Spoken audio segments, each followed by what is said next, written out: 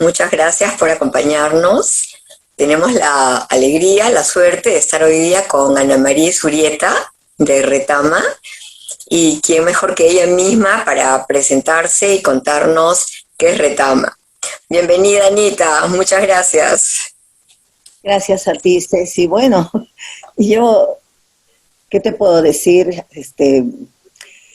Trabajo en una propuesta de educación por el arte desde hace 38 años y en el Centro de Educación Inicial Retama, que formula una propuesta educativa sustentada en el juego, algo que realmente no se conoce bien. Se entiende que el juego es una herramienta poderosa para el niño, pero creo que todavía no se comprende bien que el juego es o podría ser una auténtica revolución en educación, especialmente en educación inicial, ¿no? En eso ando hace 38 años y bueno, estoy encantada de estar aquí contigo. Nosotros súper encantados, Anita. ¿Tú podrías definirnos qué hay dentro de la frase juego y luego existo, presentada por ustedes cuando uno llega a Retama como la puerta de entrada? Claro. Si no me equivoco. Sí, esa es la frase. Digamos que ese es el nombre que le puse a la propuesta desde el inicio.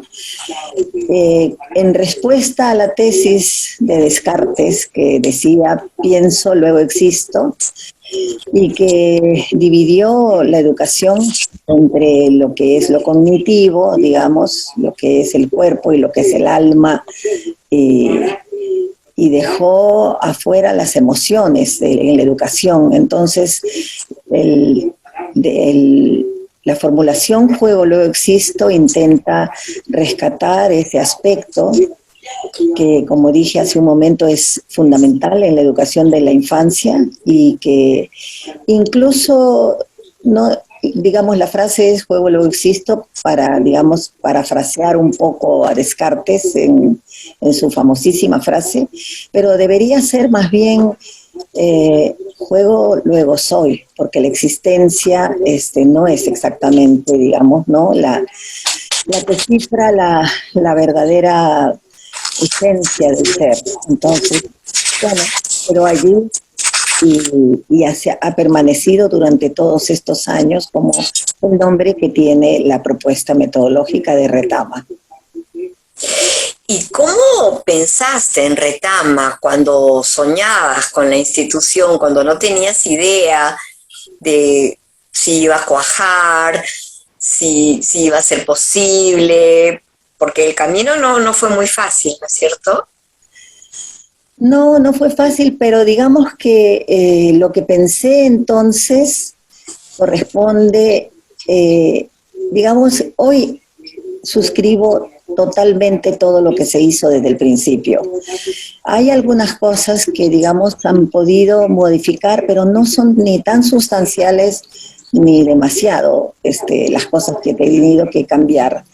En general, la propuesta inicial es la misma que tenemos hoy día. Claro, hoy con el tema de la pandemia y la virtualidad se han modificado algunas cosas, pero en términos más bien formales, no de fondo, ¿no? Y la idea es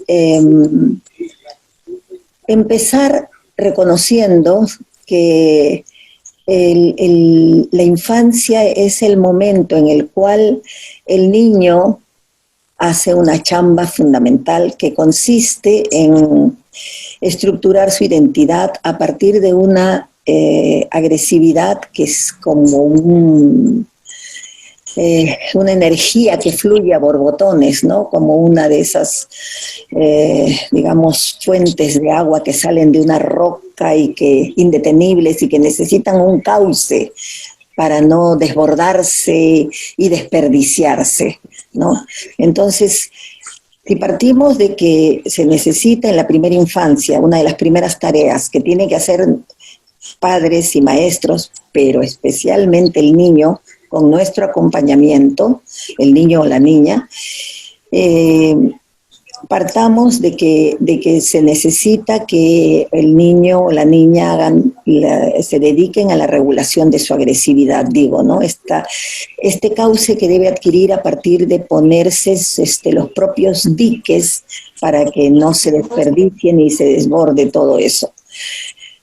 Y donde está además la intolerancia, la frustración, palabras todas que se dicen muy fácil, pero que son los grandes desafíos de la infancia, ¿no? El regular la propia agresividad, el aceptar la frustración, el encontrarse con los límites, ¿no? Son el sustento de la identidad humana. Y lamentablemente, justamente si lo que observamos en nuestra sociedad hoy día es que hay en todos una enorme intolerancia a la frustración, bueno, con las distancias del caso, en los casos menores la tenemos todos, de alguna manera ha sido difícil para todos el poder encontrar el armonizar esta cosa que significó la omnipotencia cuando el bebé lactaba del pecho de la madre, ¿no? Y se sentía que él producía esa leche y se sentía omnipotente hasta el día en que la leche no le llegó tan rápido y entonces pasó de la omnipotencia que tenía a una impotencia feroz. Y a partir de allí todo un camino que recorremos todos los seres humanos y que hay una cantidad de niveles enormes hasta llegar, por supuesto, a toda esta sociedad intolerante, ¿no? Llena de fobias, de xenofobias, de homofobias, en fin, todo lo que conocemos que tiene que ver con, y por lo tanto, cada vez se hace más difícil el hacer esto que se ha propuesto la educación actual de ir a la educación de género, ¿no? Pero es esa la idea de nosotros, partir de la necesidad del niño de regular su agresividad, de aceptar la frustración, de encontrarse con los límites. Y no hay nada mejor que el juego. En la medida que el juego permite todas las posibilidades al niño, es decir, el juego siempre son encuadres en los cuales hay, digamos, no solamente encuadres claros y ordenados, sino que se le ofrecen al niño con reglas, con turnos, con códigos, con consignas, con normas, es decir, con una cantidad de cosas que le ayudan a encontrarse con estos diques, a aceptar lo que es la frustración, a aceptar lo que son los límites, en fin. Perdón. Sigue nomás, Anita.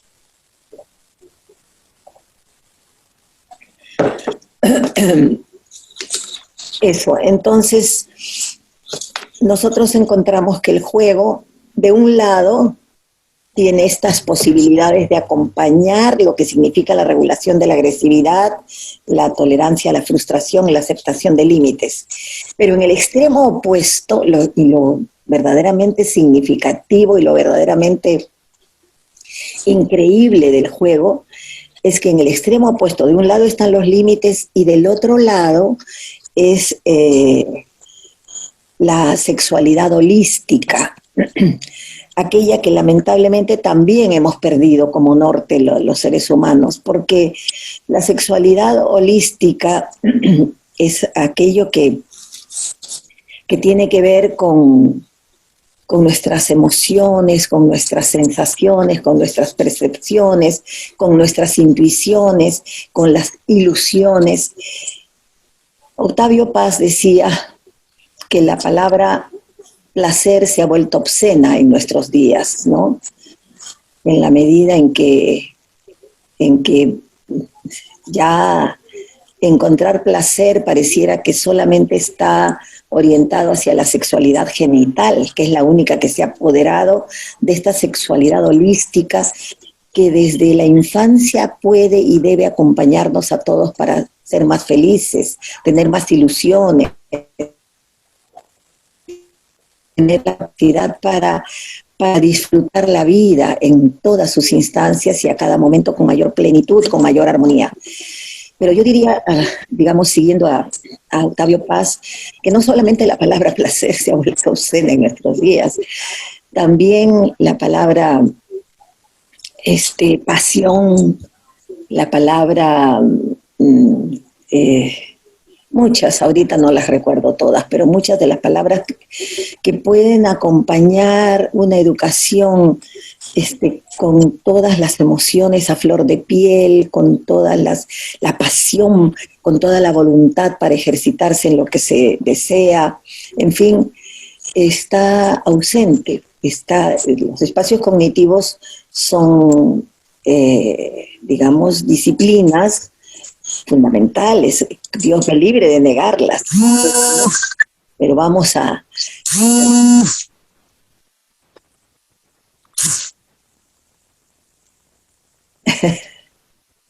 ¿Puedo seguir? Sí. Por supuesto, Anita, por supuesto, disculpa. No. Pensé que había alguna dificultad.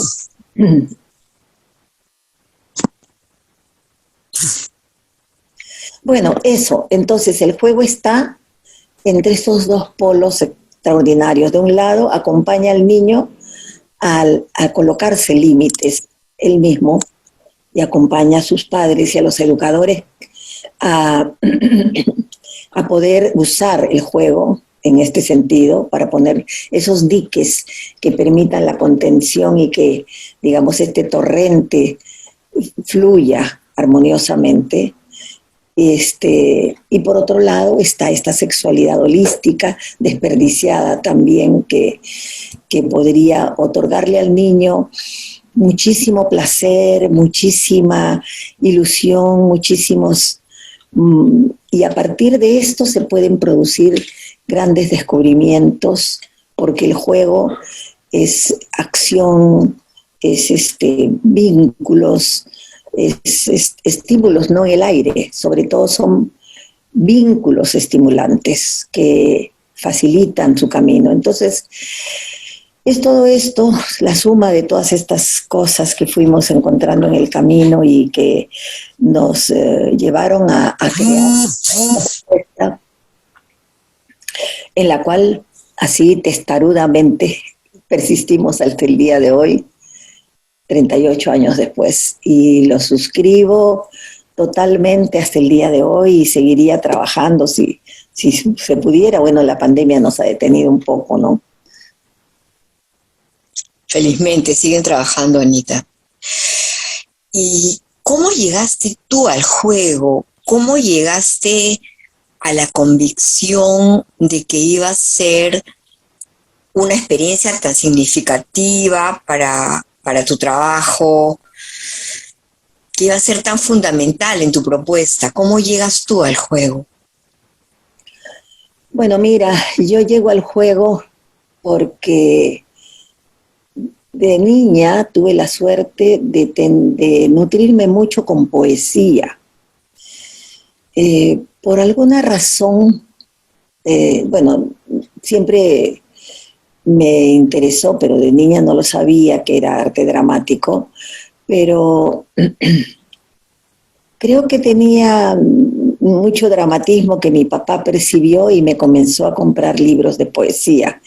Y desde que aprendí a leer, yo he leído poesía.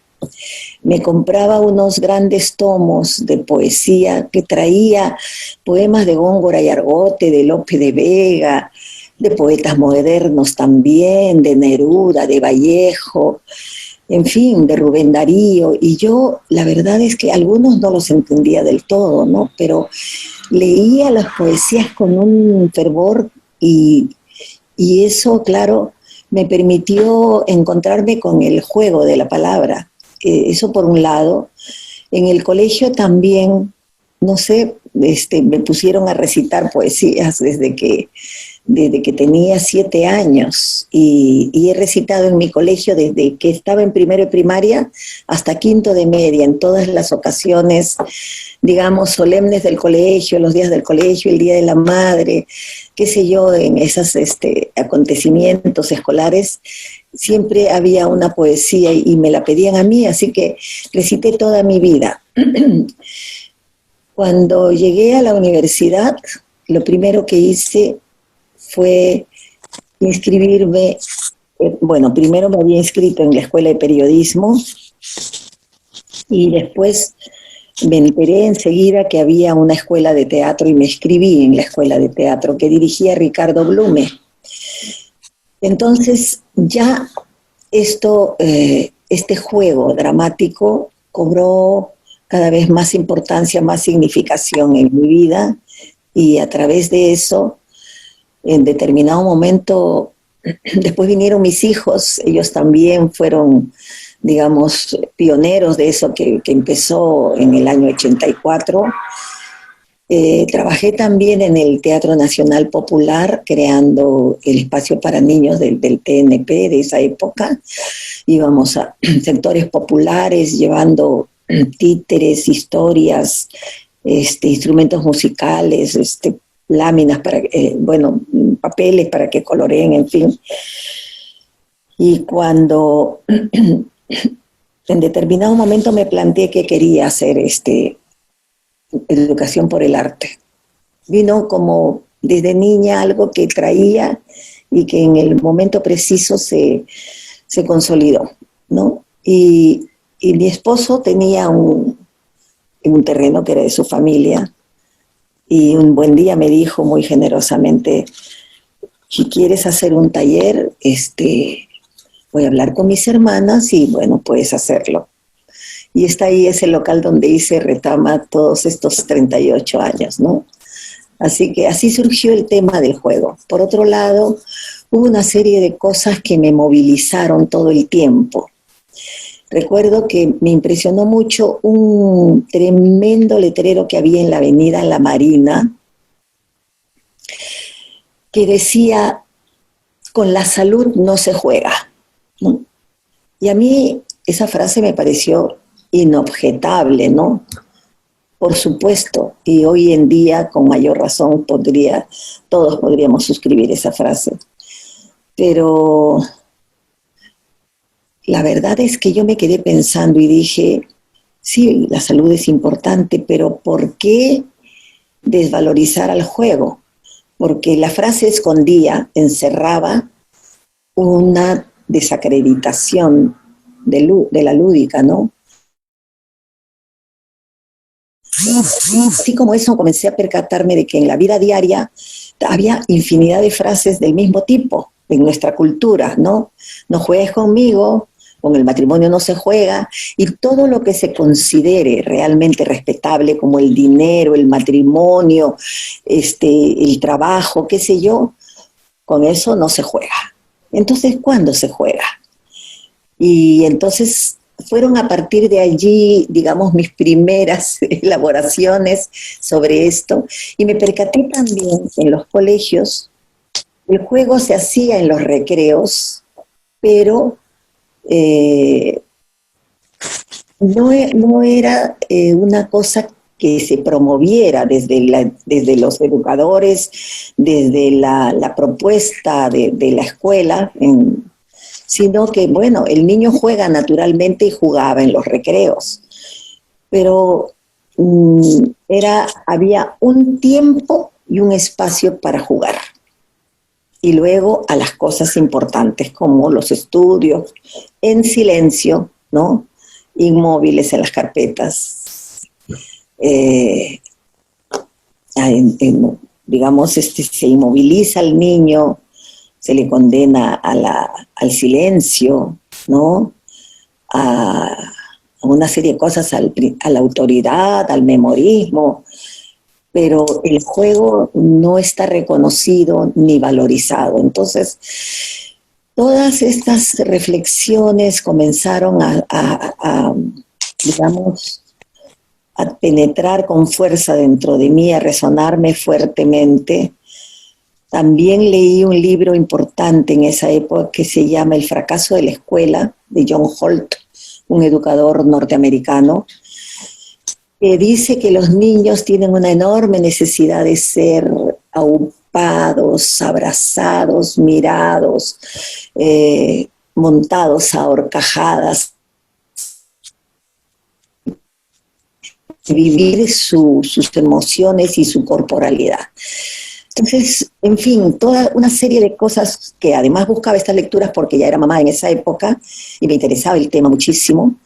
Y entonces me volví muy crítica de la educación tradicional y cuando pude hacer algo, fundé Retama, que es esta asociación donde está el nido hasta ahora, y Retama en el local tenía, bueno, después le hemos convertido en una sala de bebés, pero tenía una salita de teatro. Originalmente hacíamos allí funciones de teatro. Y hubo muy fuertemente una época en la cual eran los adolescentes los que venían a los talleres y al final de los talleres presentaban una obra creada por ellos mismos y con un montaje dirigido por los profesores que éramos nosotros y la presentaban a sus padres, a sus familias, a sus amigos. Y esos talleres de adolescentes fueron realmente un éxito. Vinieron muchísimos y con la pasión que viven los chicos adolescentes, la vida. Había veces en que yo no podía salir porque se acababa la hora de clase, pero ellos permanecían y me llamaban, querían ir el domingo a seguir haciendo las historias, las escenas, porque además discutíamos sobre todo lo que aparecía que ellos traían. Y bueno, fue así, a partir de un cuestionamiento de nuestra cultura, sobre todo de la cultura educativa y de mis postulados como mamá, que me interesaba hacer lo mejor que podía, las cosas. Y como dije, desde niña la lectura de los poemas y el teatro universitario con Ricardo Blume, que fue mi maestro singular, que, digamos, llegué a todo esto, al juego, ¿no? Ya era imposible no llegar con todo ese camino. Qué hermoso, Anita. Antes de la siguiente pregunta, me he acordado cuando tú comentabas que tú habías hecho Retama también para la comunidad. Uh-huh. Y te sorprendía que los chicos, los niños que venían, porque Retama está en Magdalena, ¿verdad? Así es. Venían de Surco, La Molina, San Borja, Miraflores, de todo Lima. Y tú te sorprendías porque tú querías hacer un proyecto para la comunidad y venían de todo Lima, yo me acuerdo clarísimo. ¿Sabes qué pasó? Que mucha gente de la Católica, de la Universidad Católica, se interesó por una propuesta educativa diferente, alternativa, digamos, y entonces traían a sus niños de diferentes lugares de Lima y también pasaban la voz a sus familiares y no necesariamente vivían en Magdalena. Entonces, por otro lado, yo te digo, ahora, por ejemplo, hubo un momento en el cual me pareció que debía decirles a los padres, más bien, que no se movilizaran tanto, porque los chicos que venían a veces desde La Molina se dormían en el camino y conforme el tránsito en Lima se fue haciendo cada vez más complicado y la inseguridad ciudadana aumentó también, no solamente se trata de lo que pasa al interior de la escuela, sino que todo va creando la conciencia en el niño. Entonces, a partir de ese momento tampoco ya pudimos hacer más difusión y al final, fíjate tú que ha habido la comunidad de Magdalena es la que más ha permanecido fiel y ya es imposible que los padres desde otros se demoran 2 horas en llegar y 2 horas en llevárselo son 4 horas. Niños pequeños de educación inicial con la inseguridad y dormidos después de haber jugado tanto, era como incluso con todo eso se perdía, digamos, las cosas que se iban ganando. Así que son las cosas complicadas que a veces aparecen, ¿no? Sí, pues Lima cambió mucho, Anita. Ahora, cuando tú tuviste la idea de Retama, ¿cómo te imaginabas el cuerpo docente, para decirlo de una forma convencional? O sea, ¿quiénes iban a ser los profesores en una propuesta totalmente nueva para la que, me parece, no había formación? Así es, no la hay tampoco hoy día, Ceci, no la hay, por desgracia. El tema es que los primeros profesores fuimos todos personas vinculadas al arte, ¿no? Entrañables compañeros. Estuvimos allí, Mónica Mebius y varias amigas suyas, de salidas todas Except Middendorf. Así es. Y también estuvieron Carmela y Miguel, que son mis hermanos. Bueno, Carmela es mi hermana, Miguel es mi cuñado. Y mucha gente que se acercó de diferente manera a Retama, y pudimos hacer. César Benavides era músico, y tú misma alguna época. Gracias. Y bueno, Retama se hizo así, de manera muy afín con las personas que teníamos la misma sensibilidad y, digamos, una mirada sobre la educación afín también, ¿no? Y bueno, lamentablemente hubo que hacer un cambio en determinado momento, porque la educación inicial se oficializó en determinado momento. No lo era cuando empecé, no estaba oficializada.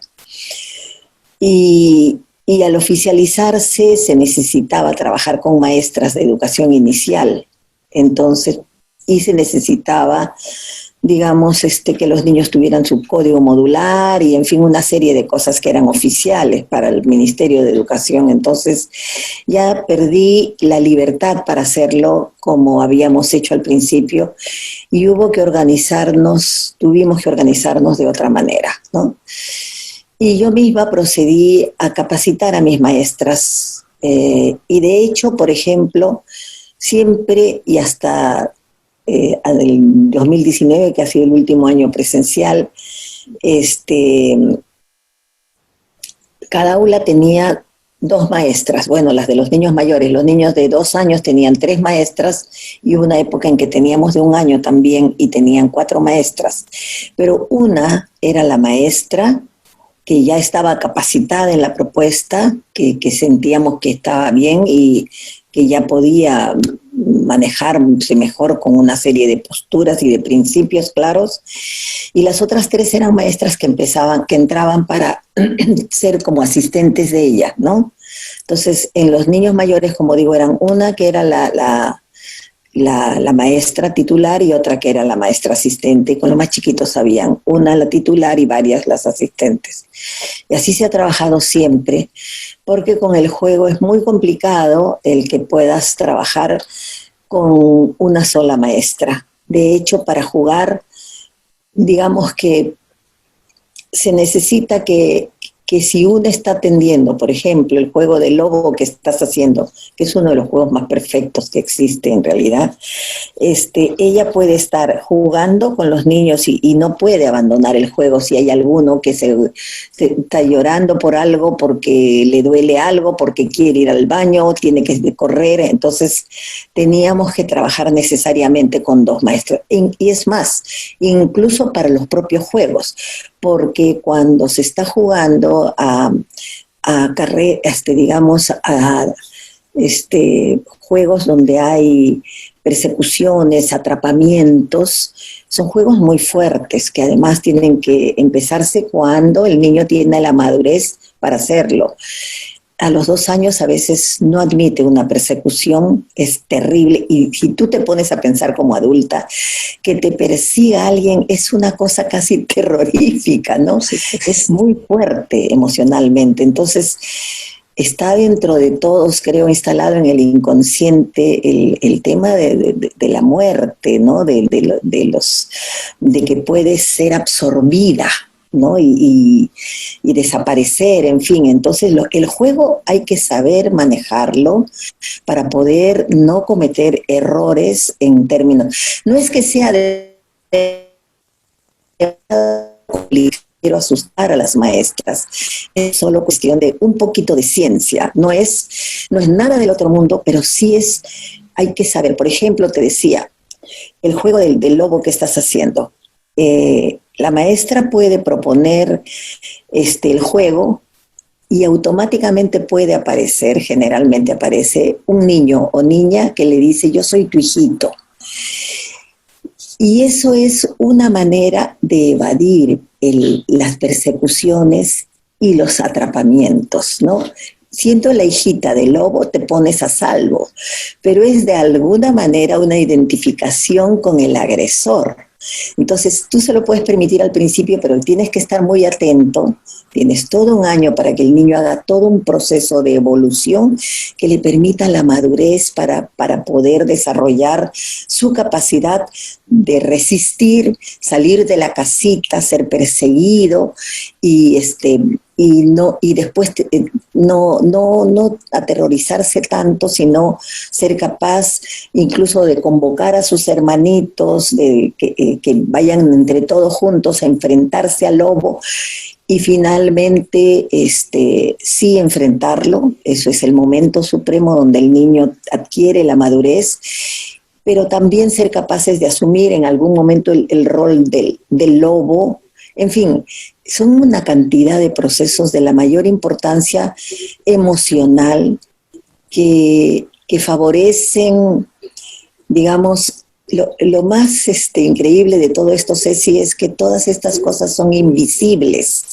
Entonces, nosotros las vemos a lo largo del proceso, ¿no es cierto? Y en el juego, por supuesto, el proceso es siempre más importante que el producto final, porque todo el proceso que ha vivido el niño es justamente aquello que le costó tanto, donde estuvo que autocontrolarse, porque esos son autocontroles psíquicos que lo van a ayudar en esto de la regulación de la agresividad, ¿no? Por ejemplo. Entonces están enlazados con la regulación de la agresividad, con la tolerancia a la frustración, con la aceptación de límites.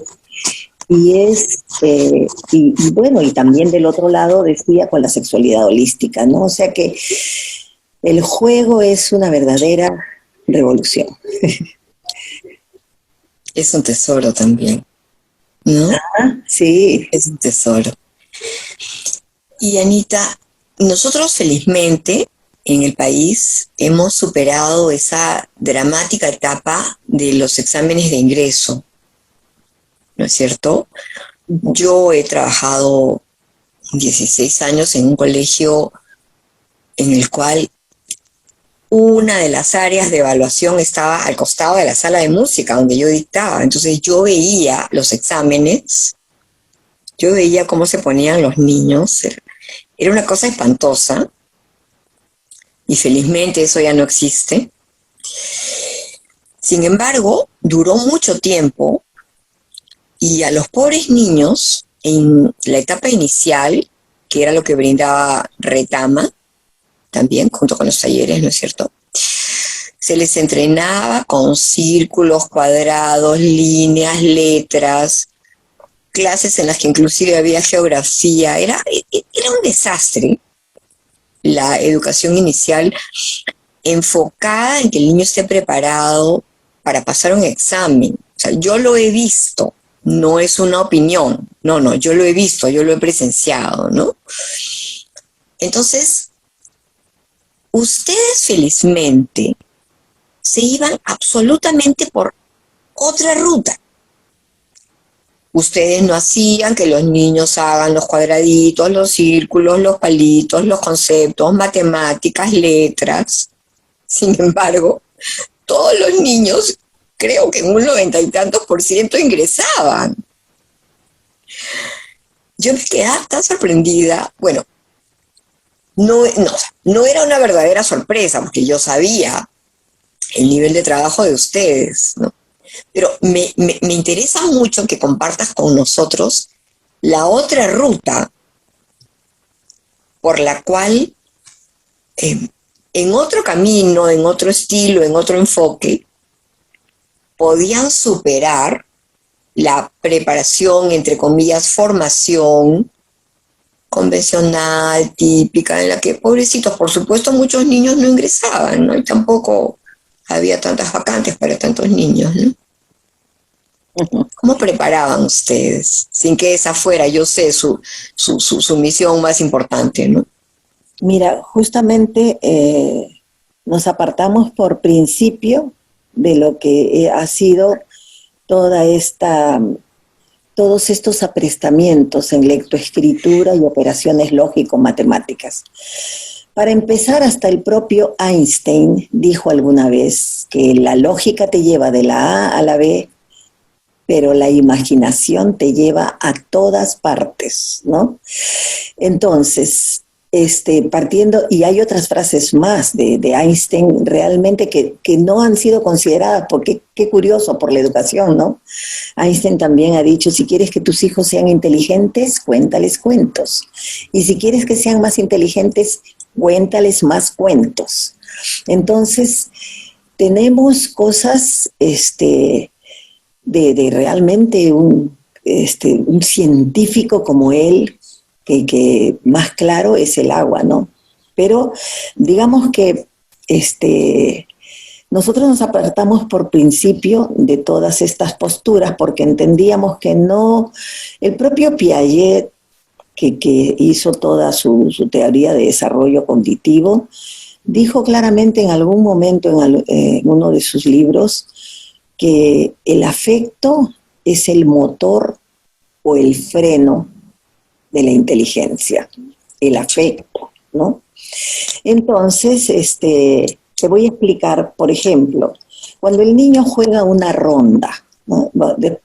Nosotros, antes de explicarte esto, te cuento que durante muchos años yo me pasé hablando con los padres que venían a Retama para matricular a sus niños y les decía, por favor, no esperen que nosotros les enseñemos a los palotes, ni a las bolitas, ni a que tengan que estar haciendo motricidad fina y aprendiendo a cortar con la tijera. Por favor, no. Si ustedes, hay muchos nidos, con todo respeto y humildad, no estoy tratando de decir nada, pero nuestra opción no va por ahí. Hay muchos nidos que van a hacer eso. Si a ustedes les interesa, por si acaso, Retama no va por ahí. Retama va y explicaba esto del juego, ¿no? Y muchos se quedaban y se sorprendían, pero se quedaban, otros se iban. Nunca tuve miedo de que alguno no se quede o se vaya. Realmente, si tú no tienes también a la casa en la misma dirección, es más difícil encontrar, digamos, el camino, ¿no? Y después comencé a explicar con más ejemplos, lo que te decía, por ejemplo, de una ronda. Los niños se toman de las manos para hacer una ronda, ¿no? Y se forma un círculo. La idea del círculo en matemáticas, que se forma primero como una redondela, digamos así, para ponerle el nombre infantil, ¿no? Que se va a convertir en un círculo, en la idea de un círculo o en la idea de un cero, si quieres, ¿no? Pero empieza de manera corporal y de manera vivencial, por el descubrimiento, no por la memorización. Este es el cero, no, este es el círculo. No, empieza de manera vivencial con el propio cuerpo y con las emociones. Entonces se toman de las manos, se forma esta hermosísima circunferencia y los niños no solo están tomándose de las manos, en las cuales se sustenta también la empatía con los pares, sino que se están mirando, porque están, digamos, dentro de... Y además, como están cantando, están se convierten en una sola voz, ¿no?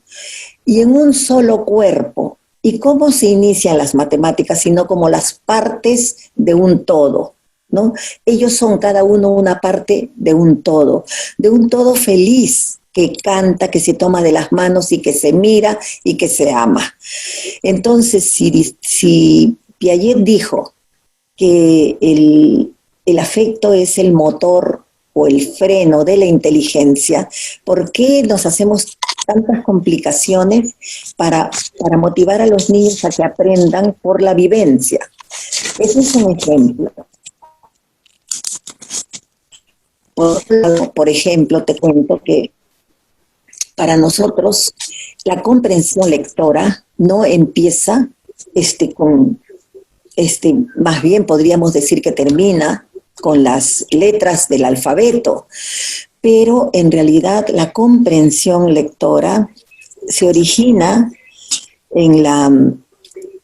otra vez en la vivencia, porque cuando el niño juega, sea que jugó al vigilante y las estatuas, al matatiru, no sé, a mundo en el piso marcado, al juego que haya tenido, a los títeres, en fin, cualquier juego, cualquier vivencia, inmediatamente le proponemos que la dibuje y que dibuje lo que le gustó de ese juego. Al dibujar, él realiza una representación gráfica, que es un momento más avanzado, ¿no? No es solamente ya la vivencia corporal,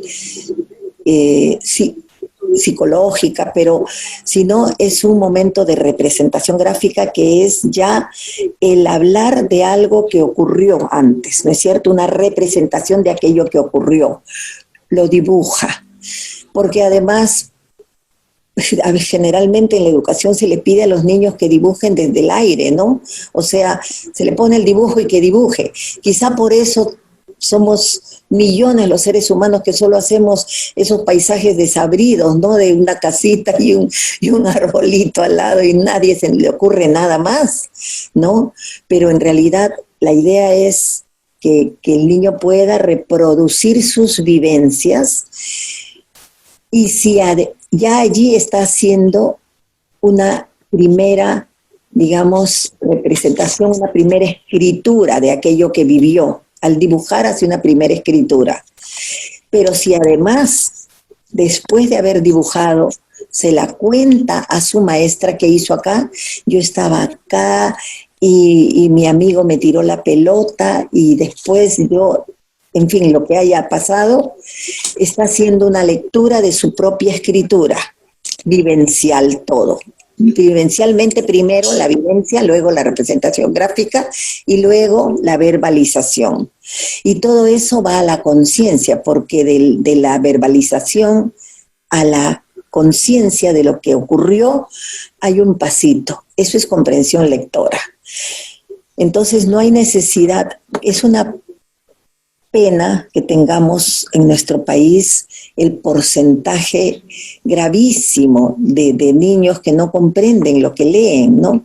Claro, también hay que interpretar lo que significa desde una perspectiva social. Hay en el Perú muchas lenguas, ¿no? Lenguas, no solamente está el español, sino está el quechua, el aymara, el ashánica, hay lenguas amazónicas, lenguas oriundas del Ande, y en fin, y todo eso se complica porque se intenta enseñar la lectura a través de las letras del alfabeto, ¿no? Y lo mismo las matemáticas, cuando la comprensión natural y que realmente que se haga en el momento en que está en pleno desarrollo neurológico, además el niño logra calar hondo en el ser humano, ¿no? Entonces, nosotros estamos absolutamente convencidos de lo que significa este proceso de la vivencia a la representación gráfica y a la verbalización como paso obligado para la comprensión lectora.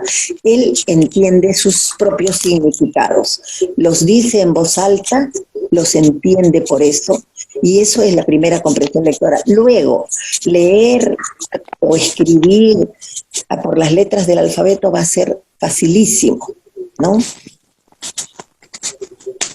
Por eso por ahí. Digamos, entonces, la idea es encontrar en el juego los inmensos aportes que puede ofrecerle a la sociedad entera, a los niños, a los educadores que somos padres y maestros, sobre todo a los niños, ¿no? Para que ellos puedan consolidarse en estos aspectos. De modo que sí, efectivamente, en Retama nunca nuestros niños tuvieron una dificultad para entrar a los colegios más exigentes, ¿no? Nunca dijimos tampoco Retama es un salto de aquí a un colegio alternativo, no. Pueden ir a los colegios que quieran, ¿no?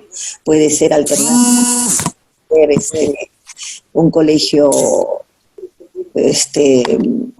laico, mixto, religioso, en fin, muy exclusivo, popular, lo que sea, pero el niño va a estar bien preparado y no hay, y es una lástima que no se siga una educación a través del juego, porque el juego, ya te decía yo hace un rato, acompañó a los adolescentes de una manera increíble, ¿no?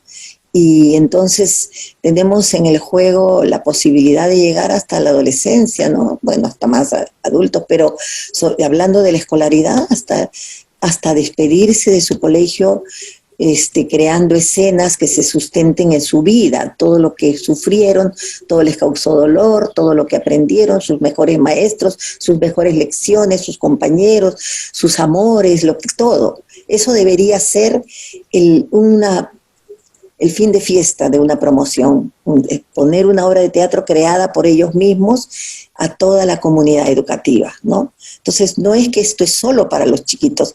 He trabajado para educación inicial, pero estoy absolutamente convencida del valor que tiene, porque durante muchos años hice talleres con adolescentes. Entonces, se podría, pero tendría que hacerse dos ejes, ¿no? Un eje de lo que es las materias, digamos, la información, que es importante y hay que trabajarla, pero del otro lado todo lo que es el arte y todo lo que es la vivencia y la conciencia a partir de ella, y que es identidad en buena cuenta. Pero con mayor razón yo pensé con la pandemia, de repente, como dicen en Oriente, las crisis son oportunidades, podríamos tener, y se habló de que se ponía en emergencia la educación. Dije, de repente ahora aparece una clarísima oportunidad para hacer el cambio. Pero lamentablemente los niños van a volver a la presencialidad muy pronto, y la escuela no creo que se haya reorganizado en términos de las propuestas. No sé, eso es una pena. Anita, yo te quería preguntar justamente eso, ¿no? Y después de la virtualidad, ¿qué viene? ¿Qué viene para nuestros niños, para los alumnos de inicial, primaria, secundaria? ¿Cómo crees tú que va a ser la siguiente etapa?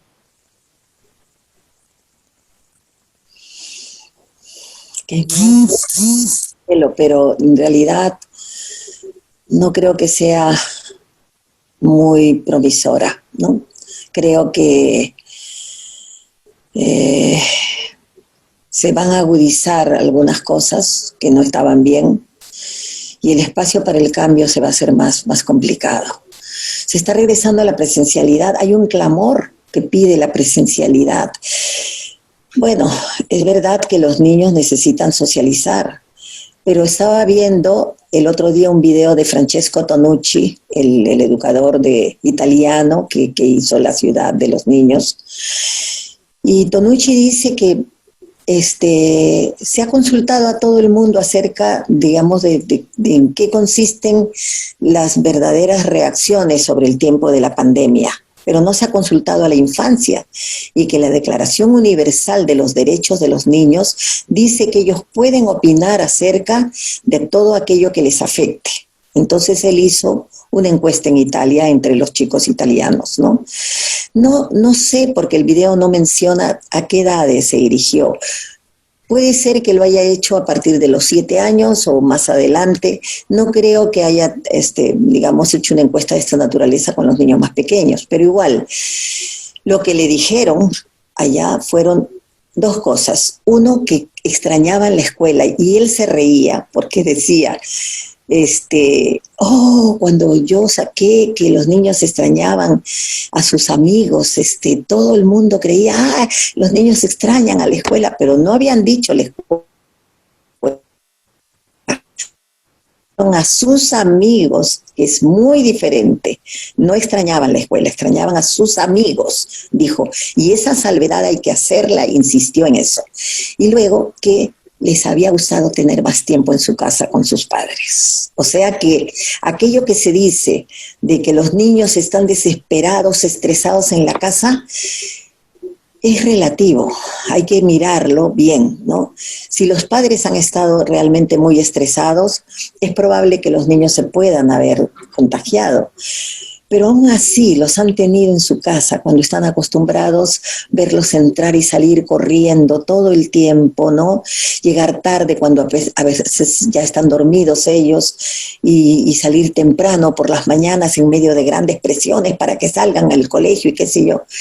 Mientras que ahora la cosa era diferente. Han vivido, han convivido en la casa y han tenido tiempo. Ojalá hayan habido muchas familias que hayan podido aprovechar este tiempo de la pandemia para mirarse y atenderse adentro de la casa. Porque en lo que concierne, por lo menos a los niños pequeños, si el niño está con sus padres y está atendido afectivamente por sus padres, en una etapa en que todavía continúa el desapego, yo creo que puede haberles hecho mucho bien, lejos de que, por supuesto, falta la socialización, pero una socialización puesta sobre la base de una seguridad, de confianza con los padres y todo eso, va a ser mucho más fácil de adquirirse que cuando el niño está todavía necesitado de sentir el apego, no de una manera, no porque se le niega, ¿no?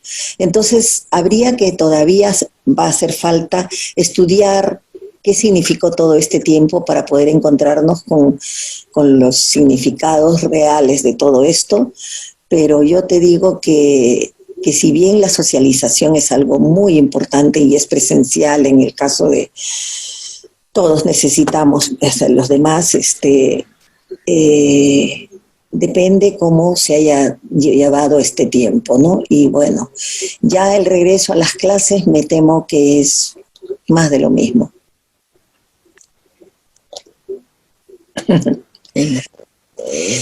Anita, ya casi para terminar, y por supuesto con mucha pena, ustedes en Retama han continuado el trabajo de educación inicial de manera virtual también.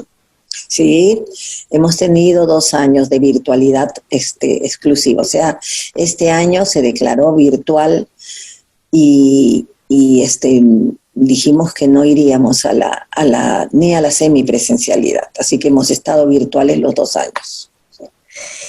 ¿Y hay algún común denominador en el proceso de aprendizaje de los niños que te haya sorprendido en esta situación nueva? Sí, mira,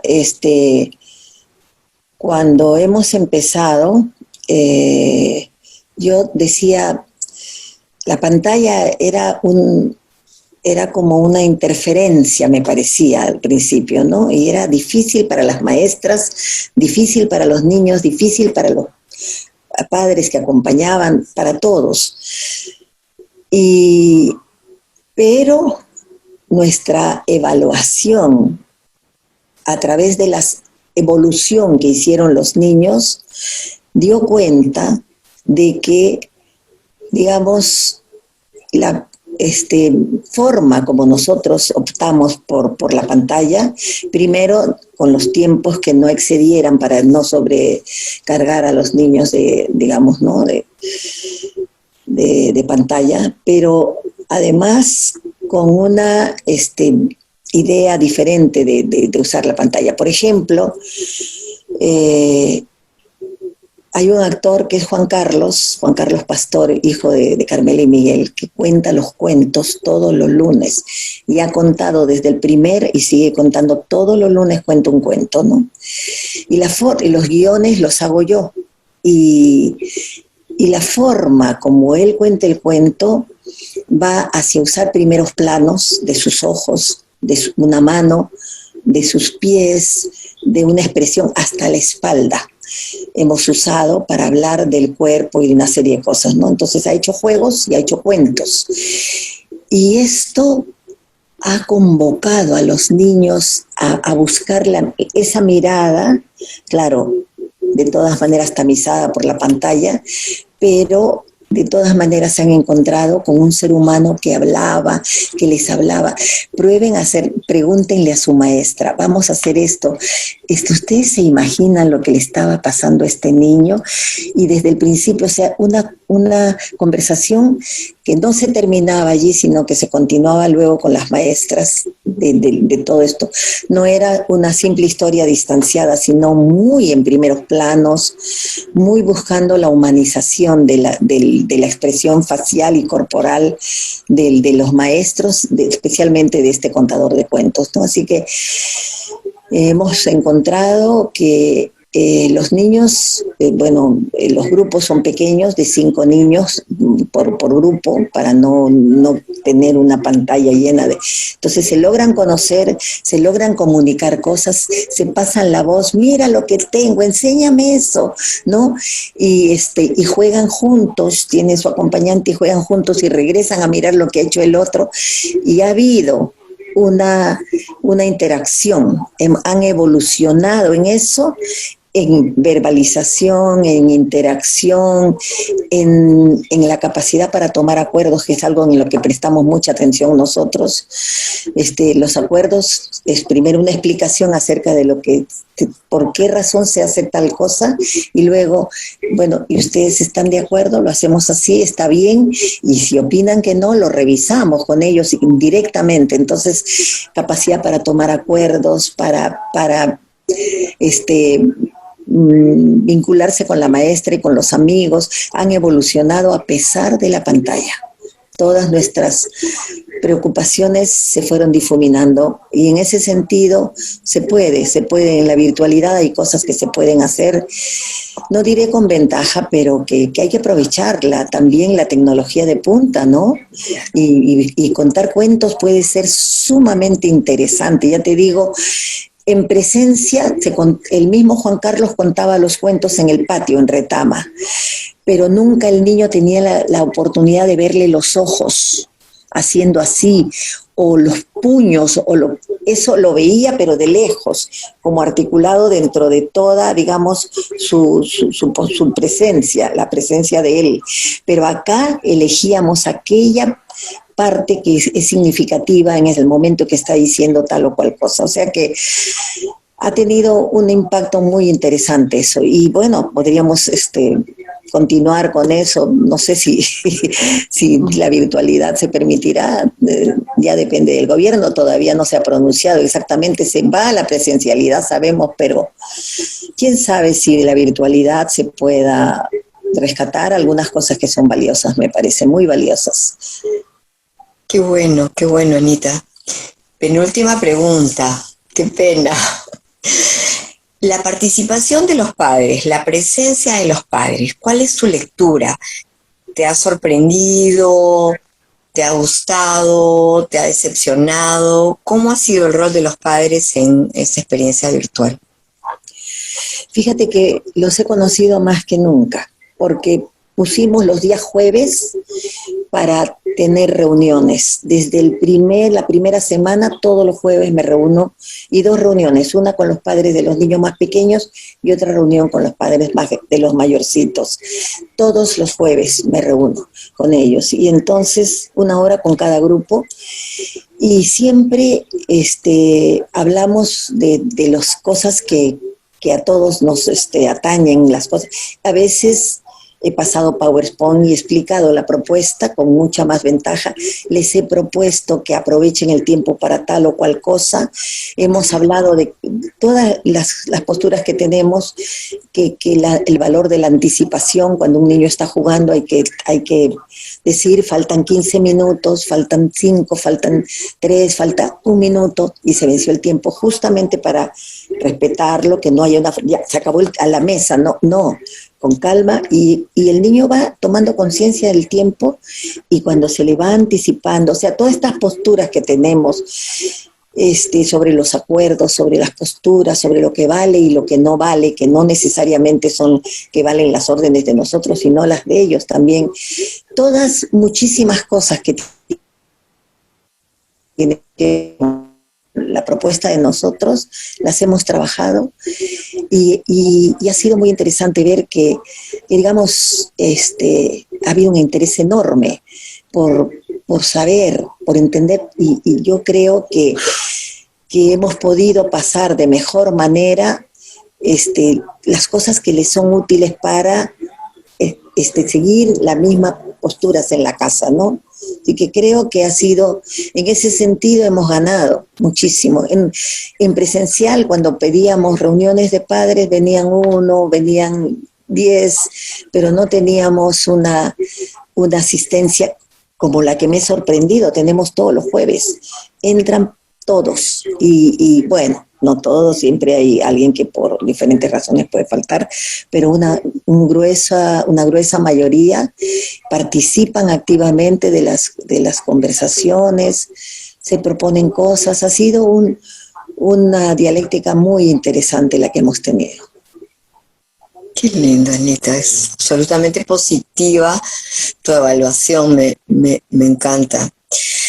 Anita, siempre cuando ya terminamos una conversación, le pedimos a los educadores que compartan lo que gusten con los padres de familia, porque nos ven muchos padres de familia y educadores y estudiantes de educación.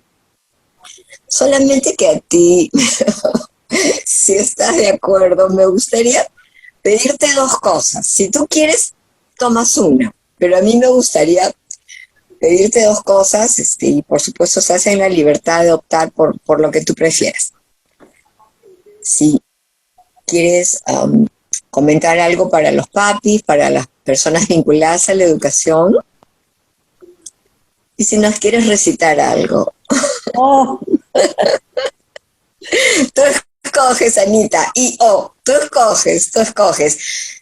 Como tú vas a cerrar súper broche de oro, te mando un abrazo con toda mi admiración, con todo mi aprecio. Ustedes son un tesoro. Que viva Retama, todas las flores para Retama, son unos capos. Bravo, Anita. Muchas gracias, Ceci. De verdad que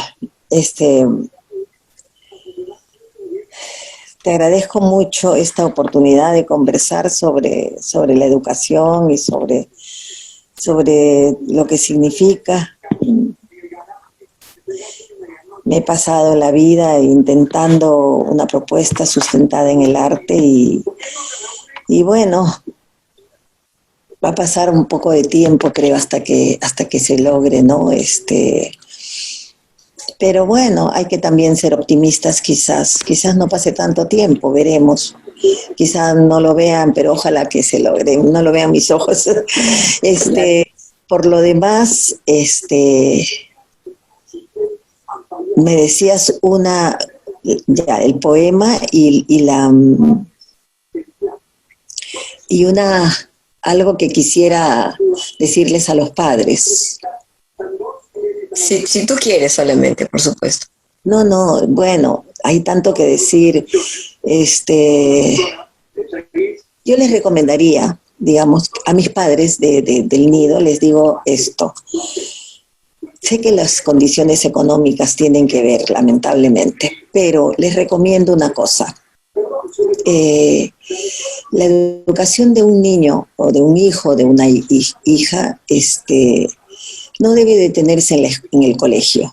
No debe detenerse porque el colegio se va a ocupar estrictamente de las materias escolares, ¿no? Ciencias, ciencias duras como las matemáticas, ciencias naturales, gramática, qué sé yo. Y eso está bien, el niño tiene que, es un mundo en el, además hay una información preciosa, esa es otra cosa que podría aprovechar la virtualidad, ¿no? Yo pienso que si los educadores o el Ministerio de Educación convocara a un grupo de comunicadores y de artistas para hacer una propuesta, desde, por ejemplo, de las ciencias naturales podría hacerse cosas preciosas, y desde diferentes áreas. Bueno, pero lo que decía es, los padres les recomiendo que presten atención a aquello que hayan podido observar, que son, digamos, las orientaciones naturales de los chicos, digamos, aquello que se llama talento. Talento para dibujar, talento para cantar, talento para la música, talento para bailar. No todos lo tienen, ¿ah? A veces, como no se hace bailar en las escuelas, es cuestión de ritmo, es cuestión de coordinación, cosas importantes que se pueden en la vida ser importantes y que le van a dar mucha felicidad a nuestro hijo y que van a tener una presencia en su identidad. Entonces, la lectura de cosas interesantes, en fin, hay muchas cosas que se pueden hacer y que por ello recomiendo que simultáneamente con la escuela, que no se puede dejar, los sábados, pero no como taller de arte del verano, talleres de vacaciones, ¿no? Que se dice, ¿no? Sino como una apuesta por la verdadera formación de sus hijos. Los sábados se les dedique a que puedan seguir una actividad. Puede hacer que al principio revisen qué le gusta al niño, modelar con arcilla o qué sé yo, hasta que encuentren que algo toca sus fibras más profundas y entonces se queden allí con él, porque se va a desarrollar no solo un artista, un ser humano con un potencial enorme para ser él y para hacer a los felices a los demás y para... Nunca se sabe a dónde pueden llegar, que eso de que el artista se muere de hambre no es cierto. Hay mucha gente que... Y ojalá que se cambie la educación algún día y que haya mucho espacio para los artistas. En fin, el asunto es que para que se formen bien, yo les recomendaría que no dejen los sábados, de que mandarlos todos, los sábados del año, de toda la primaria y de toda la secundaria, ojalá. No solamente es el colegio. Y si en casa no se puede acompañar, que la lectura, o qué sé yo, hay talleres de todo tipo, y en Lima hay infinidad de talleres. Y de hecho, Ceci es una maestra maravillosa de piano, por ejemplo, ¿no? Hay cosas hermosas que se pueden hacer, y donde el niño entra al principio, puede que mirando cómo es y de pronto es una pasión encendida. Así que eso es lo que siempre les digo a mis papás. No importa, no se preocupen porque las escuelas no subrayen todas las cosas, pero seguir a los talleres. Hay muy buenos talleres en Lima de todo tipo, así que, en fin, eso por un lado. Y el poema, bueno, a ver, lamentablemente, bueno, no sé en este momento. A ver, hay un poema que ojalá lo recuerde todo, no me olvide de nada. De Alfonsina Storni, la poeta argentina. Recordarán ustedes, ella que se le hizo un poema que se llamó Alfonsina y el mar, que es precioso. Ella lamentablemente se suicidó metiéndose al mar. Y se hizo este poema que después se hizo una canción de él también, que es Alfonsina y el mar, pero ella escribió un poema que se llama Tú me quieres blanca,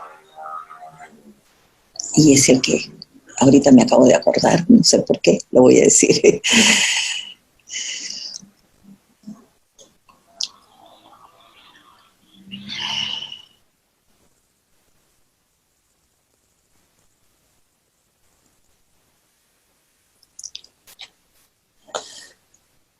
Tú me quieres blanca, me quieres de espuma, me quieres de nácar,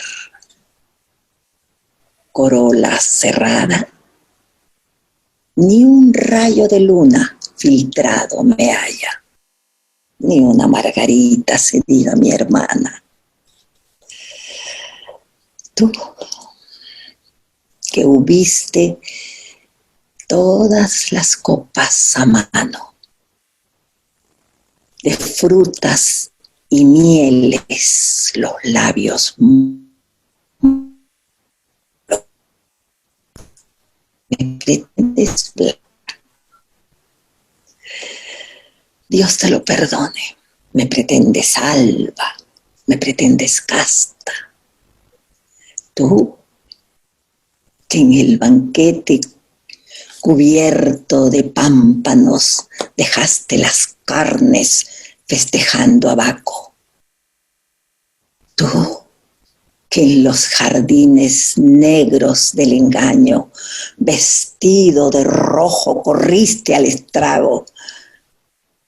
Tú que el esqueleto conservas intacto, no sé todavía por cuáles milagros. Me pretendes blanca. Dios te lo perdone. Me pretendes alba. Dios te lo perdone.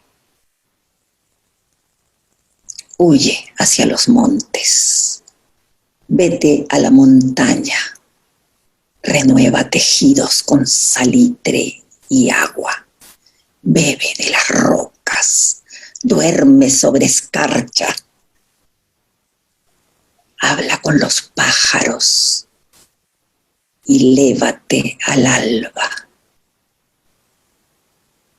Y cuando las carnes te sean tornadas,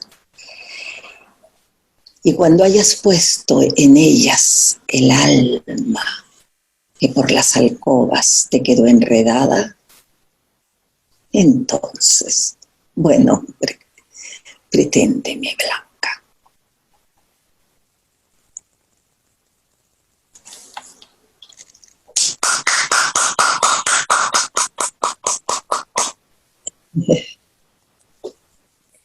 Muchísimas gracias, Anita. Qué bella noche. Como siempre, aprendiendo mucho de ti y te agradezco de corazón. Les agradezco de corazón, de verdad. Qué valioso. Gracias, Ceci. Gracias, ha sido también un placer para mí estar contigo esta noche y bueno, que la educación vaya, ojalá que creciendo por el lado que debe crecer. Ojalá. No solo que vaya la presencialidad.